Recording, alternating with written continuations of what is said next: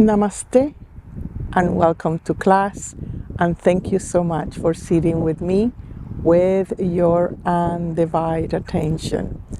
I am in the shores of the Saint Laurent River here in Quebec, where the infinity can be experienced. You know, the sky and the ocean, they meet, and then the tides go up and down. This is just very, very beautiful. We are just completely in our tour in the Quebec area for this late summer.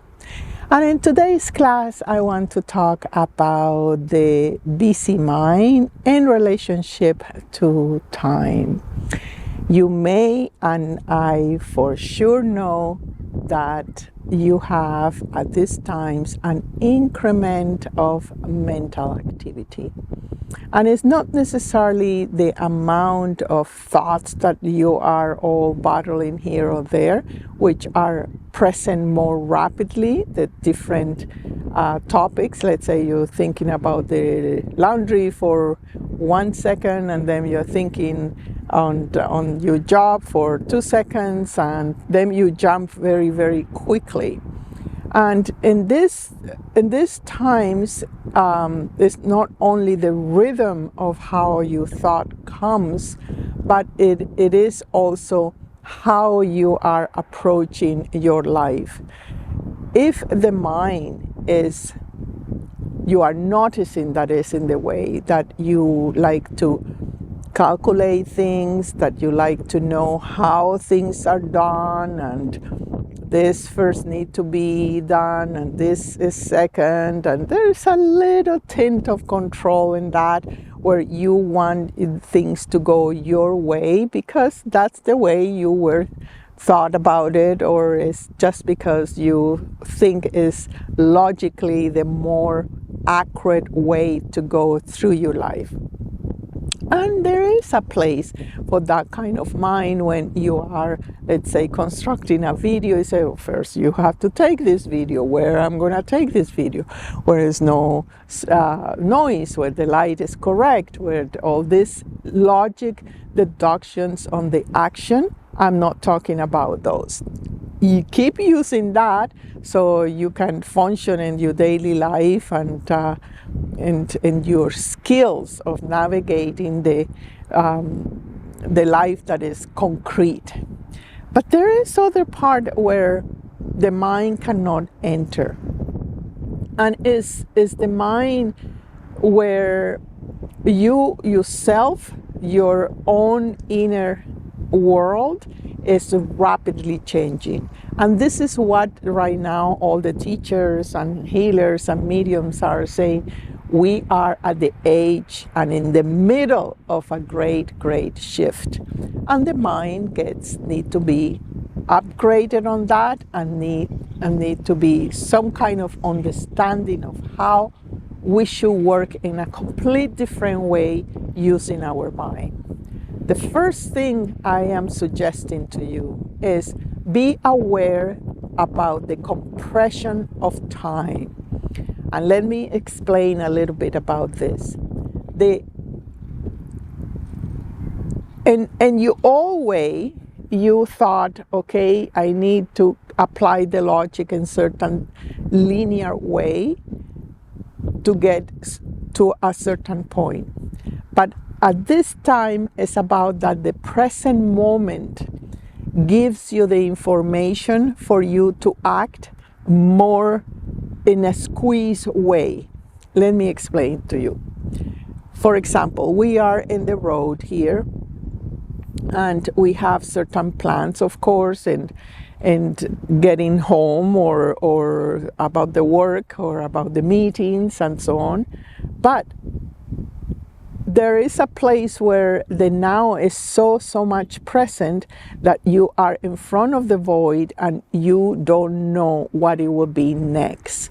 That void, that compression of time, is becoming more and more near. So you cannot really see, or you cannot really sense what is gonna have or be the next step for your own internal world. for the outside, yes, you know what it would be the next step in your job and so on and so forth.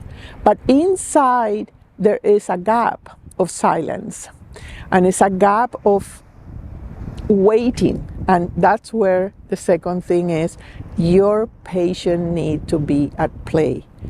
Don't get super agitated because you don't know.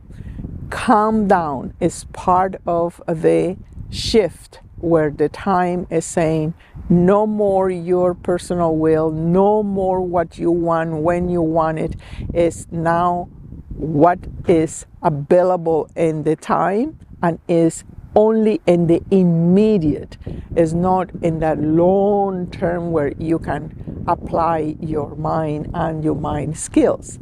So imagine if you are used to direct your life in a way where you are suggesting things. I often see this in students where I say something and then they go and say, oh, do you mean that I need to do this, and that? So yes and no. When you make this information into your brain that say, oh, I need to do this, and that, you kind of calm down in one level. But this is not allowed now, right? That suggestions that you are doing to yourself is not anymore in the application of your own life. So what to do is patience. Wait to receive the information when it's available. It's not gonna be when you want it. It's when all the fluctuations of the collective supply the information, right? Second thing, be aware that in the collective is of great shift, right? It's like the ocean is moving and all the information, all the parts, all the individuals are making different choices, are positioning themselves in different ways, are seeing themselves in different way. So the information that usually the collective gives to the individual to direct is more in flux. Therefore, your mind and your nervous system especially need to operate in a different way. Third thing, the compression of the time also compress the fluidity of your creativity, of your action. And here is a very important part, because we have been taught to learn about ourselves by putting ourselves in certain relationships, in certain action, in certain experiences that say, oh, okay, if I talk to this person, then I learn about this person, and I learn about my skills, and I learn about me, my capacity, etc. But most of the time, these experiences that is supposed to be very agile in your life, you might have trying to squeeze it and say, I only select the experiences that I want. This man, yes. This woman, no. This part, yes. You make a pre-selection of things. But in here, it's about tasting like a buffet. You're tasting the different grades of experiences and actions very quickly. So you are constantly learning, meaning that your nervous system and your senses need to be agile. And not if you are pretending to be stuck in one way, I only want to experience this way, I only want this kind of action, I only want my will in this. Well, the divine will is much more higher and much more agile and much more present, nose to you, that is not allowing this kind of pre-selection of things. It's throwing at you different experiences that I will call it opportunities, golden opportunities for you to have a step into what you don't know. And isn't that actions, when you say, yes, I am willing to take this unknown experience. Let's say if I am not used to speak in front of a camera, then say, okay, what if I speak in the camera? I say yes, and what happens to me? What is the conversation internally that I do when I am actually doing the action? So I feel shy, what people's gonna think, I didn't say it right, I need to redo it. That conversation inside is the more valid of the experience. It's not the actual action of you speaking or traveling or having a new partner. That is not the experience. The experience is what goes inside of you while you are doing that action. That is what the divine or the energy right now is interested, that you are aware, because that is what we call be conscious, what it happens behind the experience. In that moment, then the time that it was being compressed in the normal dimension, in the 3D dimension, then it expands in another dimension, in another place, in another relation to yourself. And that finally the nervous system and your whole system can take an out breath and say, oh, yes, finally, this is what I need. This is what I am not so tight, because I have moved from one dimension to another dimension. So, just to resume, the time is collapsing or compressing, giving you less option for you to apply your personal will and to apply what you know. It's not about reinventing yourself in the same reality or in the same dimension. You need to be in another dimension, and that dimension is the now, is the here. And in that is an emptiness, is a void, is something that you need to learn to relate and wait to receive the information that is available for you in the best probability of your development. Number 2, say yes to the actions that are new for you. Take the opportunities. And sometimes, and this is a point I didn't say, sometimes the opportunity is very evident. Like I meet somebody, oh, you are a herbalist. Yes, I want to make this cream of this remedy. Yes, I do have that, and so on. This is a tangible opportunity. But what most of you miss is the opportunities that you do create. The opportunities that say, what if I talk to the manager of this hotel and I propose this? Or what happens if I go to this person and I say what I do?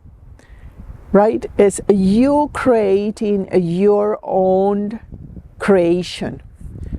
This is part of what is the request at this time. You need to show up your skills. You need to show up what is the most, what it moves you the most, the passion that you do have. And it's not a passion about the action. Please get me right on this. It's not about a passion to make something that you like. It's about the passion of you expanding in areas you don't know that your passion need to navigate. In that moment, then the space open, the nervous system expand, you have yes in front of the fear and the doubt, or oh my God, what is going to happen? Will I be qualified? Will be I this good new? Your head will talk. But if you're steady and if you're secure and you're understanding what I am saying, you go through the patient and through say, I just need to wait. I just need to wait. I just need that is, I am waiting in a space that is alert, that I am available to hear. It's not a waiting without no purpose. It's a waiting that is say, okay, the telegram of the heavens have arrived, and I go forward. I take it. I get the inspiration and I do it. So at the same time that you need to unlock your brain from the complacency of not taking responsibility of creating new things for you. The mind will put you down. The ego will put you down. Say, oh no, this person, I cannot ask this person because he or she will think this way, or I will be rejected, or it will say things that I don't like. You name it, what your ego stories are gonna say. Mostly rejection. It's, oh no, I won't do it because I will be rejected. I will be seen. I will be embarrassed. I will be ashamed.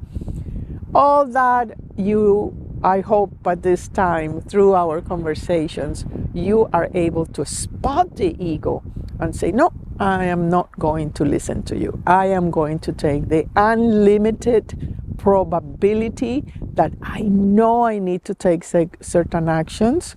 The thought have passed through my mind, but I have not created with a consistent action that show me my capacity and that is able to relax my nervous system.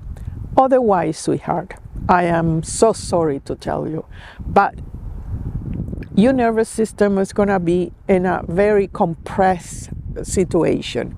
It's going to move so rapidly that anxiety will increase, depression will increase, discouragement will increase, and even some physical things will increase.